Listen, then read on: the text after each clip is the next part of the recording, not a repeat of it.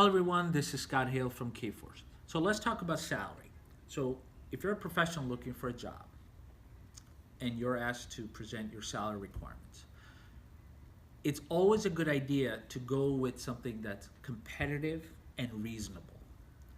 And I want to highlight the word reasonable here because if you're shooting for a much higher number, you may still get the interview, but you may not get the offer. And we're finding that a lot in this market where professionals are just throwing random wide ranges around. They're still getting interviews, so they're thinking that, okay, if they're interviewing me, maybe I'm worth that. And maybe you are, and I'm not disputing that. But at the end of the day, what we're finding is that you'll go through the interview process and you're not gonna get the offer. And then the feedback will come, well, Scott, we like him, but we don't love him. Well, Scott, he's missing X, Y, Z. We really need A, B, and C. And then, because salary does play into their equation when they're deciding. Not to mention that the minute you walk in to interview, they're also comparing you to the internal staff.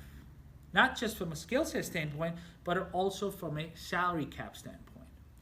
So, not advocating at all here that you should take a lower job, a lower paying salary, or you shouldn't be asking for what you're worth. Of course you should. But get a feel from, talk to a few trusted recruiters, professional recruiters, and then just get a feel for, or talk to some of your colleagues or friends or in your network, and just get a feel of what you should be going in with in the marketplace. And ask yourself that, would you consider a lateral move? Maybe it's worth taking, because sometimes in business, we have to take 2 steps backward to take that leap. Maybe it's worth it, depending on where you are in your career. I don't know. But I can guide you in those areas, depending on, when you come, when you and I are discussing salaries or whatnot. But at the end of the day, it's worth asking that question because you don't want this to be a concern looming over manager's head about the salary piece. Because if you're truly talented, then over time, it's all gonna make sense, it's all gonna work out.